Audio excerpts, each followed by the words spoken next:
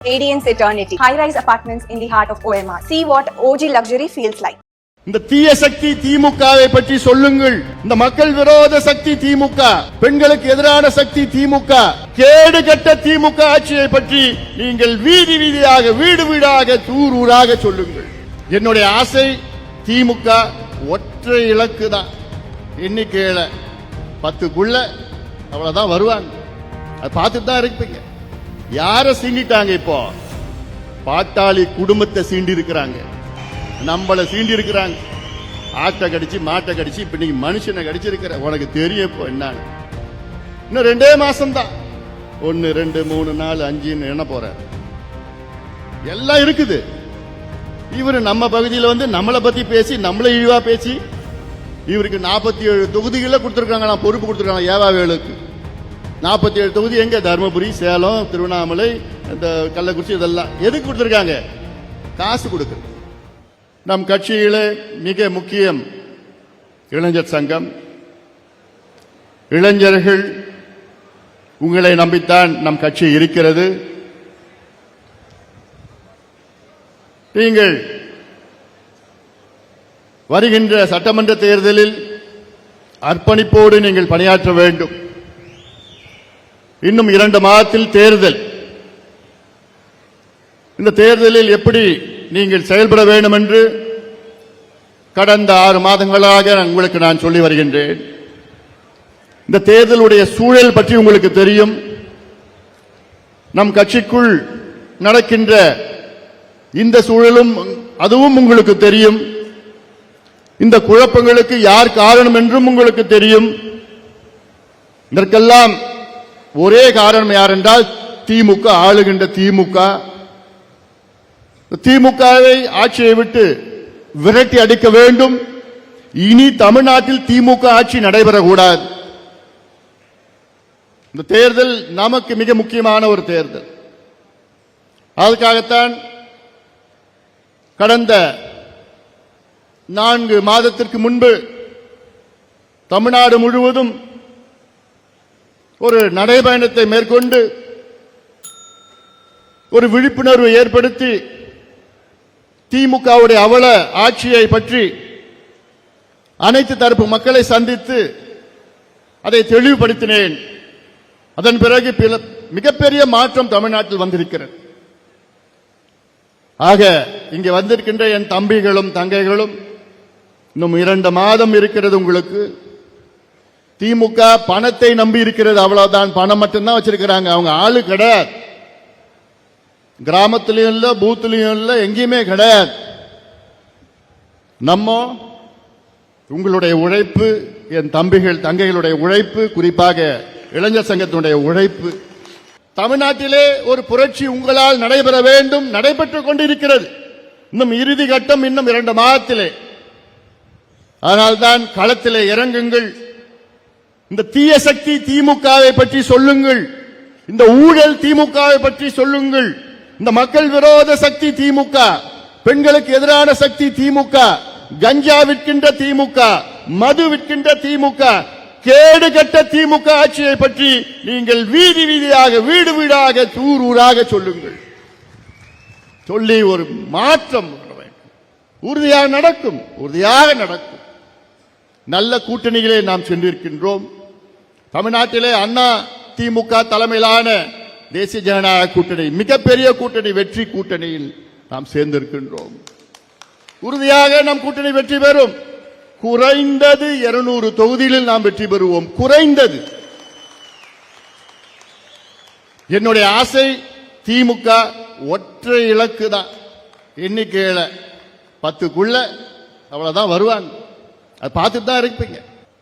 நான் போய் பார்த்துட்டேன். எல்லா பகுதியிலும் பார்த்தா அவ்வளோ மக்கள் கோபத்தில் இருக்கின்றார்கள். திமுக மேல ஆத்திரத்தில் இருக்கின்றார்கள். அனைத்து தரப்பு மக்களும் அதிகமா யாருன்னா பெற்றோர்கள், பெண்கள், இளைஞர்கள், விவசாயிகள், நெசவாளர்கள், அரசு ஊழியர்கள் அன்றாடம் இன்று மக்கள் போராடி கொண்டிருக்கின்றார்கள். ஒரு 3 நாட்களுக்கு முன்பு நான் போய் பார்த்தேன். சத்துணவு ஊழியர்கள் போராட்டம். அங்க போய் உட்கார்ந்து பெண்கள் கிட்ட பேசினேன். அவ்வளவு பாவமா இருக்கு இந்த பெண்கள். ஐயா, நான் 15 வருஷமா இருக்கிறேன், 20 வருஷமா இருக்கிறேன். எனக்கு எவ்வளோமா ஊதியம்னா 6000 ரூபாய், 6500 ரூபாய். இதை வச்சுட்டு ஐயா எப்படியா நான் வாடகை கொடுக்க முடியும், எப்படி ஐயா என் பிள்ளைங்களை நான் படிக்க வைக்க முடியும், எப்படி ஐயா சாப்பிட முடியும், எப்படி ஐயா கரண்ட் பில் கட்ட முடியும், எப்படி ஐயா நான் பஸ்ல போக முடியும், இப்படி எல்லாம் கதறி கொண்டிருக்கின்ற அந்த பெண்கள் இவ்வளவு உழைக்கிறாங்க. நம்ம பிள்ளைகளை பார்த்துக்கிற பெண்கள் அவங்க. ஆனா அவங்க வீதியில போராடிட்டு இருக்கிறாங்க. இன்னும் அந்த பக்கம் போனா ஊராட்சி மன்ற செயலாளர்கள் அவங்க போராட்டம் நடத்திட்டு இருக்கிறாங்க. பணி நிலைப்பு கிடையாது, சமநிலை ஊதியம் கிடையாது. இன்னும் போனா செவிலியர்கள் போராட்டம் பண்ணிட்டு இருக்கிறாங்க. இன்னும் அந்த பக்கம் போனா துப்புரவு பணியாளர்கள், நம் குப்பையை அள்ளுகின்ற துப்புரவு பணியாளர்கள், நம் நாட்டை தமிழ்நாட்டை தூய்மையாக வைத்துக் கொண்டிருக்கின்ற துப்புரவு பணியாளர்கள், அவங்க பாவம் போராடிட்டு இருக்கிறாங்க. எதுக்கு போராடுறாங்க? 20 வருஷமா நான் வேலையில இருக்கிறேன், இன்னைக்கு திடீர்னு எங்களை வெளியேற்றிடுறாங்க, எங்களுக்கு வேலை இல்லைன்னு சொல்றாங்க, தனியார் மயமாக்கிட்டாங்க. ஸ்டாலின் அவர்களே, நிச்சயமாக அத்துணை தரப்பு மக்களுக்கும் நீங்கள் துரோகம் செய்திருக்கிறீர்கள்.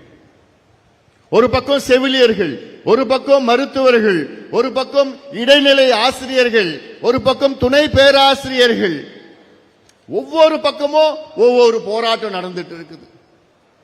அத்துணை போராட்டத்திற்கு காரணம் யார் தெரியுமா? முதலமைச்சர் மு.க. ஸ்டாலின் அவர்கள். ஏன் தெரியுமா?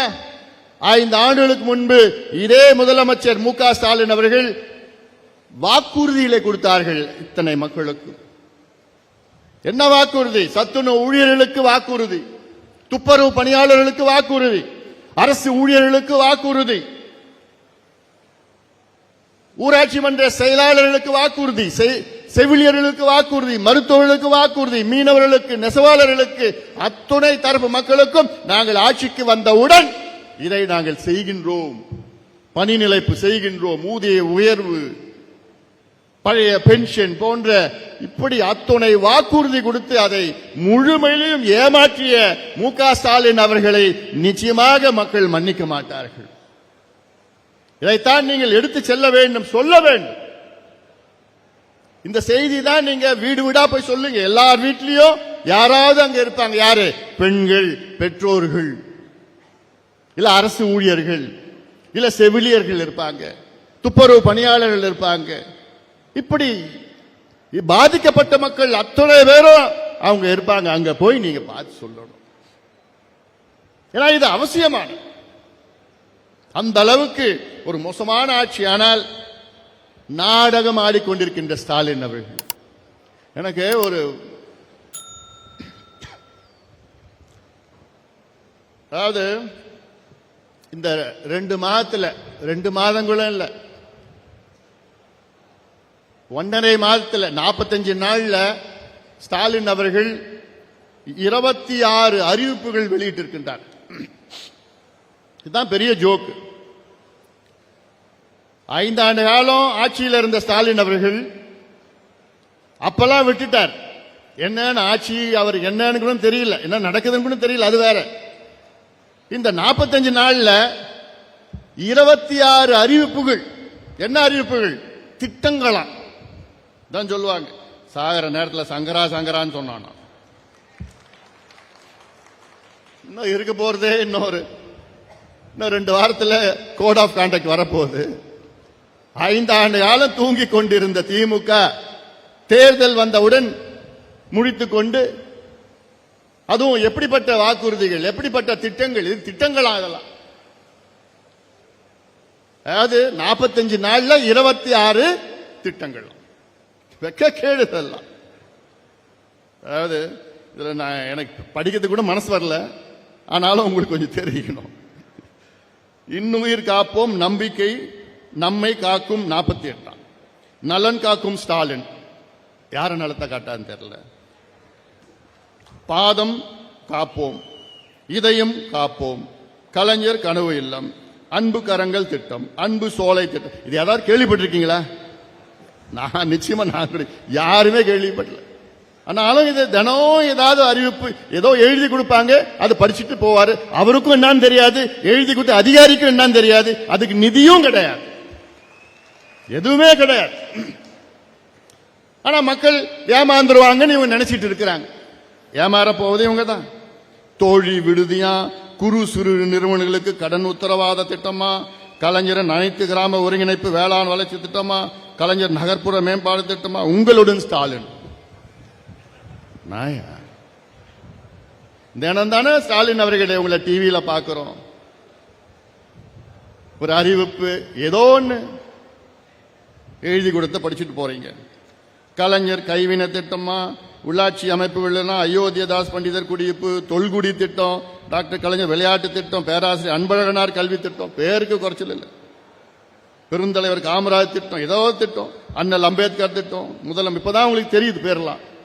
தேர்தல் நெருங்க முதலமைச்சர் தாயுமான திட்டமா, முதலமைச்சர் கிராம சாலை மேம்பாடு, இது ஸ்டாலின் அவர்கிட்ட கேட்டாலே தெரியாது.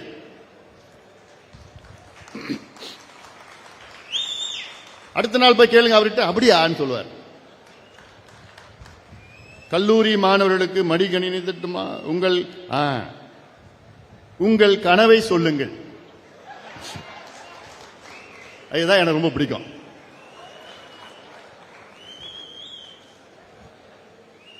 உங்கள் கனவை சொல்லுங்கள். சொல்லிடலாமா? ரெடியா? அதுல என்ன பண்ணுங்க, அந்த வெப்சைட்டுக்குள்ள போங்க. நீங்க மட்டும் இல்ல, நம்ம இளைஞர்கள் எல்லாத்தையும் சொல்லி உள்ள போயிட்டு உங்களுக்கு என்னென்ன மனசுல தோண்டுதோ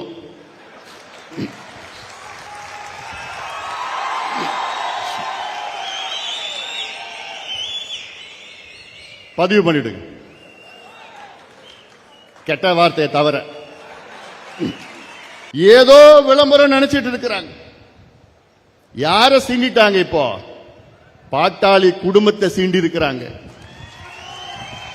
நம்மள சீண்டி இருக்கிறாங்க. ஆட்டை கடிச்சு மாட்டை கடிச்சு இப்ப நீங்க மனுஷனை கடிச்சிருக்கிற உனக்கு தெரியும் இப்போ என்னன்னு. அதனால இதையெல்லாம் நீங்கள் மனதிலே ஏற்றுங்கள். நமக்கு முக்கியமான ஒரு கட்டத்தில் இருக்கின்றோம்.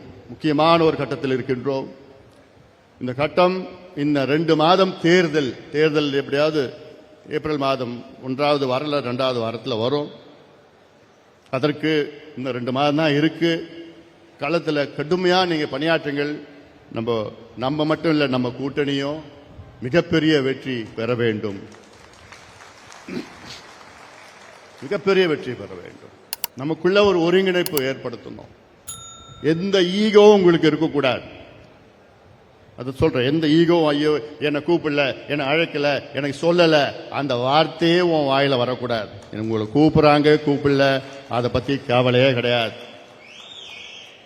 எனக்கு எல்லாம் சொல்லணும். மற்ற கூட்டணி கட்சிகள், நம் கூட்டணியில் இருக்கிற கட்சிகள் என்கிட்ட சொல்லணும், எங்க உங்க தம்பிகள் போன்ற யாருமே உழைக்கலைங்க, அவ்வளோ வேகமா வேலை செய்யறாங்க, நாங்க இது இவ்வளவு சந்தோஷமா இருக்குங்க. நான் அந்த வார்த்தை எனக்கு கேட்கணும். கேட்குமா? உறுதியா கேட்கணும். ஏன்னா இது நம்முடைய வெற்றி. நம்ம வெற்றினா இது யாருடைய தோல்வி? திமுகவுடைய தோல்வி. இது திமுகவுடைய தோல்வி.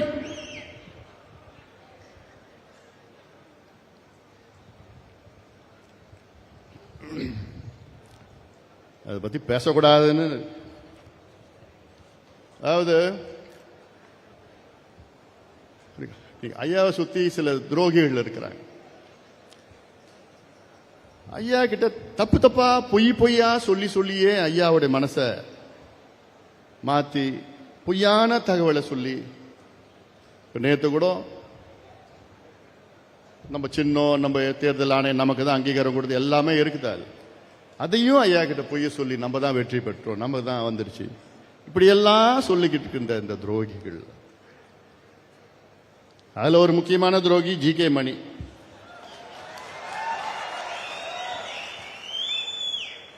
அதை பத்தி நான் இன்னும் நிறைய இருக்குது, அப்புறமா சொல்லிக்கிறேன். நான் சொல்ற அளவுக்கு தகுதி கிடையாது அவருக்கு. இந்த கூட்டத்தில் அவரை பத்தி பேசுறதுக்கு தகுதி கிடையாது, தகுதி இழந்துட்டார். ஏன்னா இதெல்லாம் நான் வேற விதத்தில் சொல்றேன். ஏன்னா அதைத்தான் நான் மீடியாவில் போடுவாங்க நாளைக்கு. இன்னைக்கு தமிழ்நாட்டில் அனைத்து தரப்பு மக்களும், மீண்டும் சொல்றேன், அதிகமா கோபமா இருப்பது பெண்கள் தான். பெற்றோர்கள் பெண்கள் தான் இருக்கிறாங்க. தினம் சட்டம் ஒழுங்கு பிரச்சனை மட்டும் இல்லை, தினம் பெண்களுக்கு எதிரான ஒரு நிகழ்வு நடந்துட்டு இருக்கு, தினம் நடந்துட்டு இருக்குது. அவ்வளோ கோபத்தில் இருக்கின்றார்கள். அரசு ஊழியர்களை பத்தி உங்களுக்கு தெரியும். ஆசிரியர்கள், இணை பேராசிரியர்கள், எங்க போனாலும் மருத்துவர்கள், நெசவாளர்கள், விவசாயிகள் எல்லாம் உங்களுக்கு கோபத்தில் இருக்குது. இன்னைக்கு திமுக இன்னைக்கு ஏதோ களத்துல இருக்கிறாங்க, இல்ல களத்துல ஏதோ இருக்கிற மாதிரி ஒரு தோற்றத்தை உருவாக்கி இருக்கின்றாங்க. ஒரு இல்யூஷன் தான் திமுக இன்னைக்கு, ஒரு இல்யூஷன், அவ்வளவுதான்.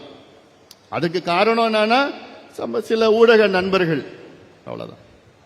இப்ப எல்லாமே புரிஞ்சுக்கிட்டாங்க அவங்கள பத்தி. இன்னும் கொஞ்ச நாள் ஊடகமும் அவங்க வேலையை காமிச்சிட போகுது நினைச்சிட்டு இருக்கிறாங்க. ஏன்னா இவ்வளவு ஒரு மோசமான ஆட்சி தமிழ்நாடு பார்த்தது கிடையாதுப்பா. தமிழ்நாட்டில் இதுவரைக்கும் சுதந்திரத்துக்கு பிறகு தமிழ்நாட்டில் 16 தேர்தல்கள் நடந்தது.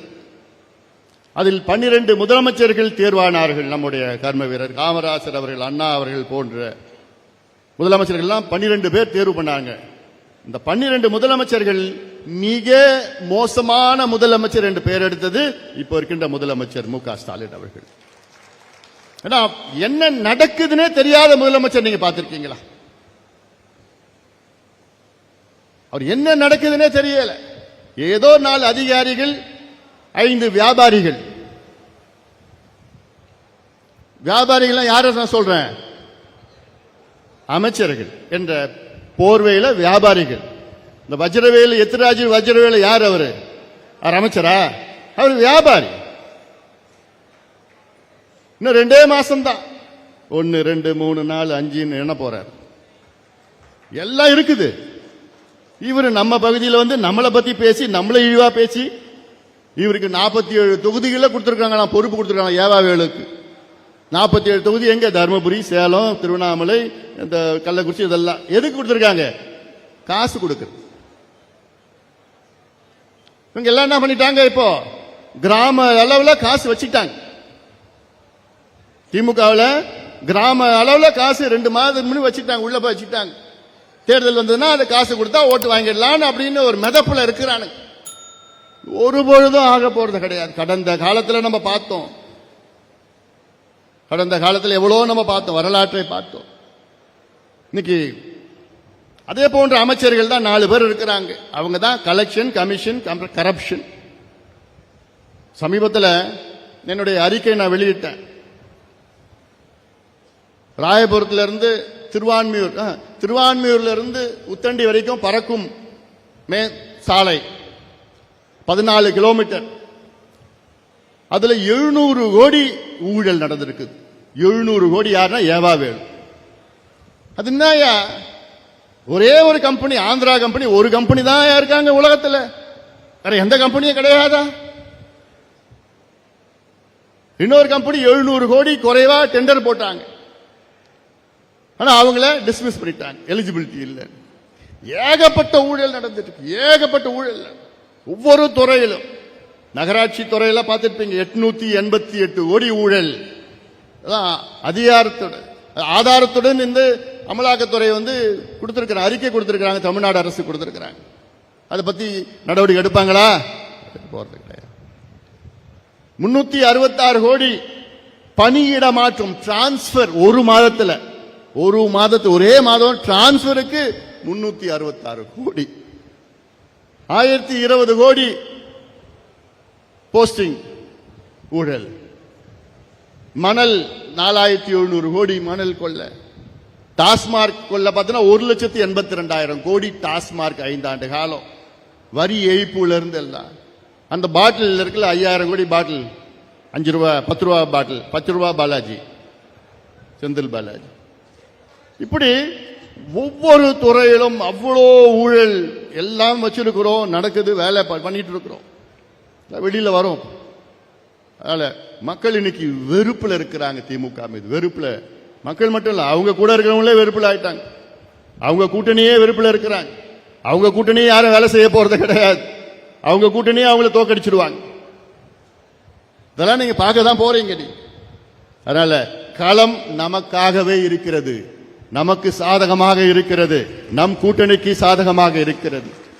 இதெல்லாம் எவ்வளோ இருக்கிறது. அதெல்லாம் அதற்கு நாம் வெற்றி பெற்றாக வேண்டும். இந்த தீய சக்தி, இந்த திமுக, அதை அப்புறப்படுத்த வேண்டும். இனி தமிழ்நாட்டில் திமுக ஆட்சி வரக்கூடாது. வரப்போவது கிடையாது. அதுதான் முக்கியம். இங்க நீங்க ஞாபகம் வச்சுக்கணும், வரப்போறது கிடையாது. அந்த வகையில் நீங்கள் எல்லோரும் வேகமாக பணியாற்றுங்கள், அர்ப்பணிப்போடு பணியாற்ற வேண்டும். உங்களை நம்பி இருக்கின்றேன். நான் இளைஞர் சங்கத்தில் உள்ள என் தம்பிகளை நம்பி இருக்கின்றேன். உங்களை நம்பி நான் இருக்கின்றேன். நிச்சயமாக உங்களை 100 விழுக்காடு நான் நம்பலாம். காரணம், உங்களுடைய சக்தி, உங்களுடைய திறமை, உங்களுடைய வீரம், உங்களுடைய செயல்பாடுகள் எல்லாம் நான் பார்த்து வருகின்றேன். அந்த வகையில் உங்களை போன்று வேற எந்த கட்சியிலோ வேற எந்த இயக்கத்திலோ யாருமே கிடையாது. அந்த அளவுக்கு நீங்கள் வீரம் படைத்தவர்கள், உறுதி படைத்தவர்கள். அதே வேளையில் நமக்குள்ள விமர்சனம் செய்து உங்கள் நேரத்தை வீணாக்காதீர்கள். புரியுதா? சொல்றது புரியுதா? இது முக்கியமான நீங்க புரிஞ்சுக்கணும். நமக்குள்ள நீங்க விமர்சனம் போட்டு பதிவு போட்டு அவன் போட்டானா இவன் போட்டா அதெல்லாம் வேண்டாம். நேரத்தை வீணாக்காது. நமக்கு ஒரே எதிரி யாரு? இந்த திமுக, கொடுங்கோல் திமுக ஒரே எதிரி. அவ்வளவுதான். அவன் சூழ்ச்சினாலதான் இந்த குழப்பங்கள்லாம் ஏற்படுத்திட்டு இருக்கிறான். நமக்குள்ள குழப்பம் ஏற்படுத்தி இங்கே கொளுத்தி போடுவான், அங்க கொளுத்தி போடுவான். அதுதான் அவனை PhD படிச்சு வச்சிருக்கிறான் திமுக. அதுக்கு எப்படி குழப்பம் பண்றது, எப்படி பண்றது, யாரை வச்சு பண்ணலாம், எப்படி வச்சு பண்ணலாம்னு இருக்குது.